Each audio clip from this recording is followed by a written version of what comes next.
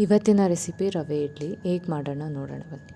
ಮೊದಲಿಗೆ 2 ಲೋಟ ನೆನೆಸಿಟ್ಟಿದ್ದೀನಿ ಉದ್ದಿನಬೇಳೆ. ಈ ಮೆಷರ್ಮೆಂಟಲ್ಲಿ 2 ಲೋಟ ಉದ್ದಿನಬೇಳೆ ನೆನೆಸಿದ್ದೀನಿ. ಈಗ ಮಿಕ್ಸಿಗೆ ಅದನ್ನು ಹಾಕಿ ರುಬ್ಕೊಂಬರೋಣ.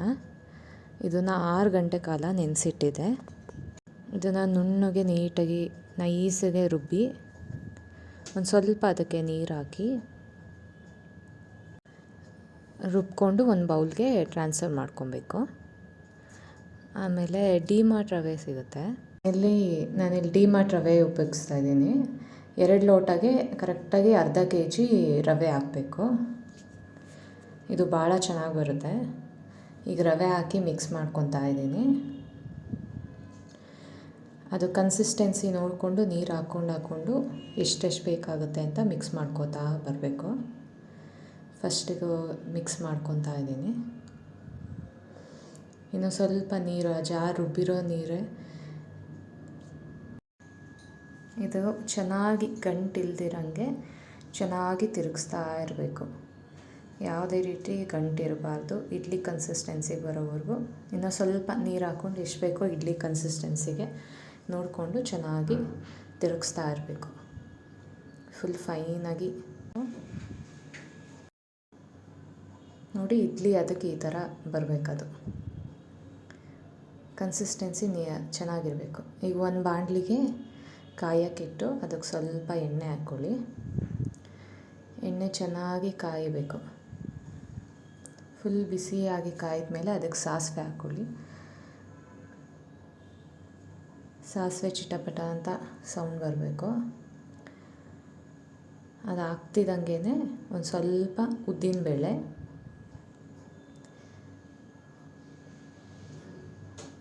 ಸ್ವಲ್ಪ ಚೆನ್ನಾಗಿ ಫ್ರೈ ಮಾಡ್ಕೊಂಡು ಕೆಂಪಗಾಗಬೇಕದು. ಅದು ಇಡ್ಲಿ ತಿನ್ಬೇಕಾದ್ರೆ ಕ್ರಿಸ್ಪಿನೆಸ್ ಸಿಗುತ್ತೆ ನಿಮ್ಗೆ ಉದ್ದಿನಬೇಳೆ.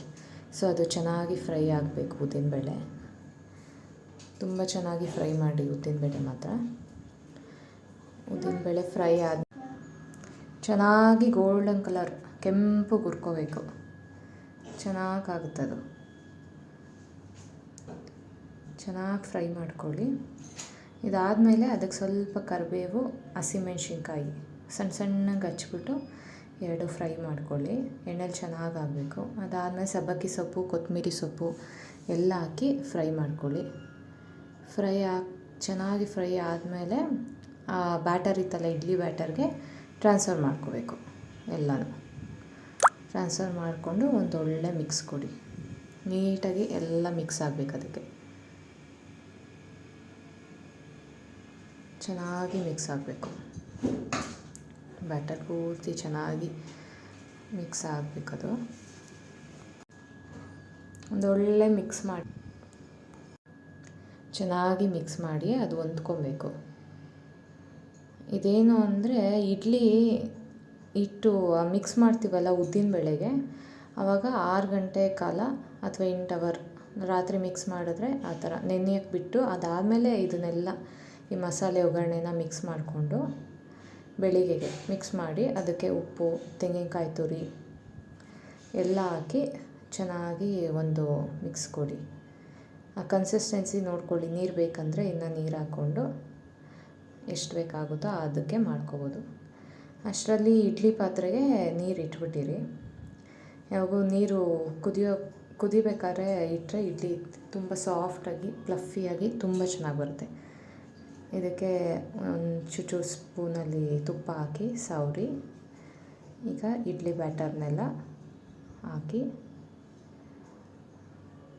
ಇಡ್ಲಿ ಒಂದು 15 to 20 ಮಿನಿಟ್ಸ್ ಬೇಯಲಿಕ್ಕಿಟ್ರೆ ಇಡ್ಲಿ ರೆಡಿ ಆಗುತ್ತೆ. ಈಗ ಇಟ್ಟು ಇದನ್ನು 15 to 20 ಮಿನಿಟ್ಸಲ್ಲಿ ಇಡ್ಲಿ ರೆಡಿ ಆಗುತ್ತೆ. ಸೊ ಕ್ಲೋಸ್ ಮಾಡಿ 15 ಮಿನಿಟ್ಸ್ ಆದಮೇಲೆ ಓಪನ್ ಮಾಡೋಣ. ಸೊ ಈಗ ಆಗಿದೆ 20 ಮಿನಿಟ್ಸ್. ಇಡ್ಲಿ ಓಪನ್ ಮಾಡಿ ನೋಡೋಣ. ಭಾಳ ಚೆನ್ನಾಗಾಗಿದೆ. ತುಂಬಾ ರುಚಿಯಾಗಿ ಬಂದಿತ್ತು ಇಡ್ಲಿ ಮಾತ್ರ. ನೋಡಿ ಎಷ್ಟು ಸಾಫ್ಟಾಗಿದೆ. ಮಕ್ಕಳು ಕೂಡ ತಿನ್ಸೋದಕ್ಕೂ ತುಂಬ ಚೆನ್ನಾಗಿರುತ್ತೆ ಇಡ್ಲಿ.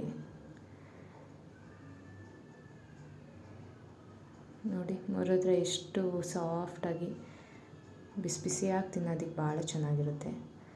ಯಾರೆಲ್ಲ ನೋಡ್ತಾ ವಿಡಿಯೋನ ಲೈಕ್ ಮಾಡಿ, ಶೇರ್ ಮಾಡಿ, ಕಮೆಂಟ್ ಮಾಡಿ.